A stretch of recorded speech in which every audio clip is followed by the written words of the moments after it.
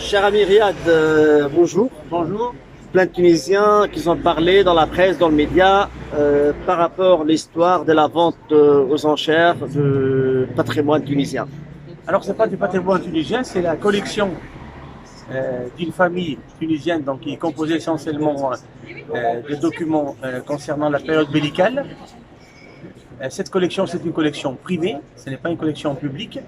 Donc, cette famille l'a amenée ici à un commissaire-priseur pour la mettre en vente. Donc, il y a eu une polémique dessus. Donc, au final, ce matin, j'ai rencontré le commissaire-priseur et ils ont décidé d'annuler la vente pour la semaine prochaine. Cela veut dire que concrètement, la vente n'aura pas lieu aux enchères publiques, mais la famille maintenant va se retrouver propriétaire des biens, vont se retrouver à payer les frais d'annulation de la vente et les frais également de stockage de ces œuvres. Et la vente va avoir lieu ensuite en vente de gré à gré, puisque même les autorités tunisiennes n'ont pas à ce jour manifesté un intérêt pour cette collection. En fait, comme vous êtes un collectionneur, Oui. vous êtes un fan, et surtout vous Oui, êtes un bon. fan de la Tunisie, Collectionneur, oui. comment vous avez pris l'information au début? Ben, je l'ai su parce que le commissaire-priseur, je le connais, il m'a envoyé le catalogue. Ouais. Donc j'étais attendant. Il y a des choses qui m'intéressent, il y a des pièces notamment qui sont intéressantes dans le cadre de la collection. Et ce matin, je suis allé le voir donc, pour voir les lots et il m'a informé donc, de la situation. Donc, cela veut dire que, comme je vous l'ai dit, la vente va avoir lieu dans un deuxième temps.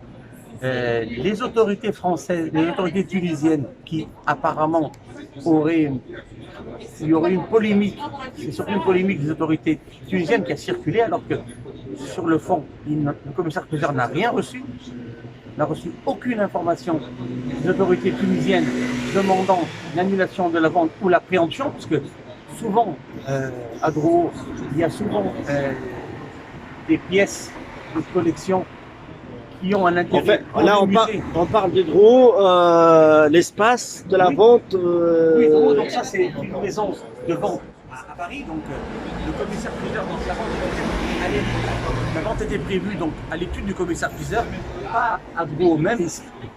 Donc ils n'ont pas reçu, ils n'ont pas reçu de la part des autorités tunisiennes une demande de préemption, donc c'est une fausse information.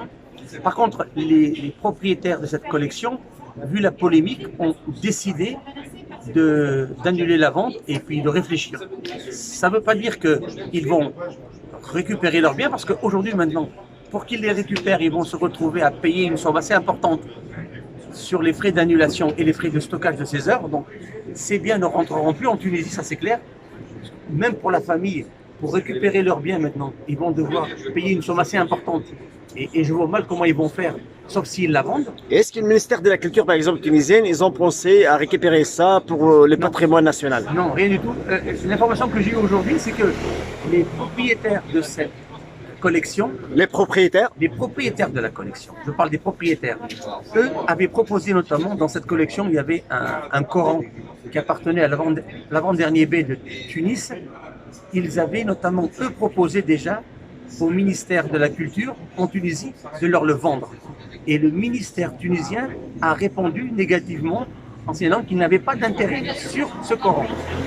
Donc les propriétaires de cette collection avaient, avant d'amener cette collection en France, avaient quand même souhaité à ce que la Tunisie rachète ces œuvres. Mais la Tunisie n'a pas manifesté d'intérêt. C'est pour ça qu'ils l'ont amené ici à Drouot.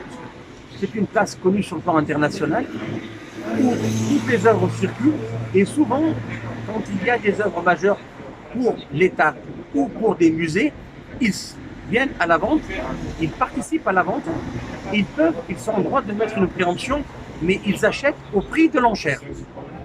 C'est pas parce qu'un État est intéressé par un Coran, par exemple, dans ce cas de figure, qu'il peut le prendre pour le prix d'estimation. Il assiste à la vente. Si le Coran est estimé 100 € et qu'il monte à 10 000, eux ont préemption de l'acheter, mais ils payent le prix d'adjudication. Donc les autorités tunisiennes n'ont manifesté aucun intérêt pour cette collection auprès du commissaire-priseur. C'est pour ça qu'il n'a pas compris pourquoi la famille a refusé de